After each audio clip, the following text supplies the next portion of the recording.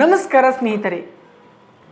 ಸ್ನೇಹಿತರೆ, ನೀವು ಬಹಳಷ್ಟು ಜನ ಒಳ್ಳೆಯ ಬ್ಯಾಂಕಿನಲ್ಲಿ ಖಾತೆ ತೆರೆಯಬೇಕು, ಅದರಲ್ಲಿಯೂ ಮಿನಿಮಮ್ ಬ್ಯಾಲೆನ್ಸ್ ಖಾತಾ ಇರಬಾರ್ದು ಅಂತ ಯೋಚನೆ ಮಾಡ್ತಾ ಇದ್ದೀರಾ.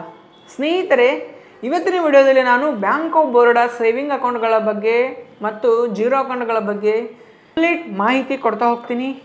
ಸ್ಕಿಪ್ ಮಾಡದೆ ಕೊನೆವರೆಗೂ ನೋಡಿ, ಈ ಒಂದು ವಿಡಿಯೋ ನಿಮಗೆ ಅರ್ಥವಾಗುತ್ತದೆ. ಸ್ನೇಹಿತರೆ, ಬ್ಯಾಂಕ್ ಆಫ್ ಬರೋಡಾದಲ್ಲಿ ಬೇರೆ ಬೇರೆ ವರ್ಗದ ಜನರಿಗಾಗಿ ಸೇವಿಂಗ್ ಅಕೌಂಟ್ ಇದು ಸಾಮಾನ್ಯ ಉಳಿತಾಯ ಶಾಖೆ. ಇದರಲ್ಲಿ ನೀವು 2,000 ಮಿನಿಮಮ್ ಬ್ಯಾಲೆನ್ಸ್ ಅಕೌಂಟಲ್ಲಿ ಇಡಬೇಕಾಗುತ್ತೆ ಸ್ನೇಹಿತರೆ. ಅದೇ ರೀತಿ ನಿಮ್ಮ ಫೇವ್ರೇಟ್ ವಿಚಾರಕ್ಕೆ ಬರೋದಾದರೆ ಏನಪ್ಪ ಅಂದರೆ ಜೀರೋ ಅಕೌಂಟ್.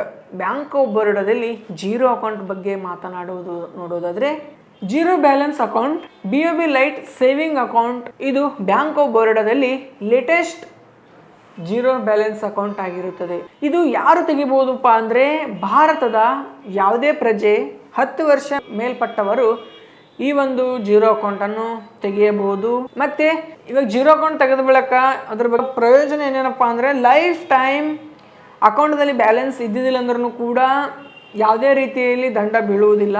ಮತ್ತೆ ರೂಪಾಯಿ ಡೆಬಿಟ್ ಕಾರ್ಡ್ ನೋಡುವುದಾದ್ರೆ ಈ ಕಾರ್ಡ್ ಮೇಲೆ ಆಕರ್ಷಕ ಆಫರ್ಗಳು, ಬಡ್ಡಿ ದರ ಉಳಿತಾಯ ಮೇಲೆ 2.75% ಬಡ್ಡಿ ದರ ಸಿಗುತ್ತದೆ. ಸ್ನೇಹಿತರೆ, ಈ ಒಂದು bank of Baroda zero account ಮತ್ತು ಸೇವಿಂಗ್ ಅಕೌಂಟ್ ಎಲ್ಲಿ ಹೋಗಿ ತೆಗೆಯಬೇಕಪ್ಪ ಅಂತ ಯೋಚನೆ ಮಾಡ್ತಾ ಇದ್ದರೆ ಕೂಡಲೇ ಆಳಂದ್ ಚೆಕ್ ಪೋಸ್ಟ್ ಹತ್ತಿರ ಇರುವ ನಮ್ಮ ಸಮಗ್ರ ಅಭಿವೃದ್ಧಿ ಜನಸೇವೆ ಕೇಂದ್ರಕ್ಕೆ ಬಂದು ಭೇಟಿ ನೀಡಿ.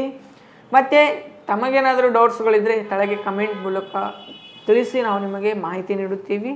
ಈ ನನ್ನ bank of Baroda saving account ಮತ್ತು ಜೀರೋ ಅಕೌಂಟ್ನ ಬಗ್ಗೆ ಮಾಹಿತಿ ತಮಗೆಲ್ಲರಿಗೂ ಇಷ್ಟವಾದರೆ ಈ ಒಂದು ವಿಡಿಯೋನ ಲೈಕ್, ಶೇರ್, ಕಮೆಂಟ್ ಮಾಡುವುದನ್ನು ಮರೆಯಬೇಡಿ. ಧನ್ಯವಾದಗಳು.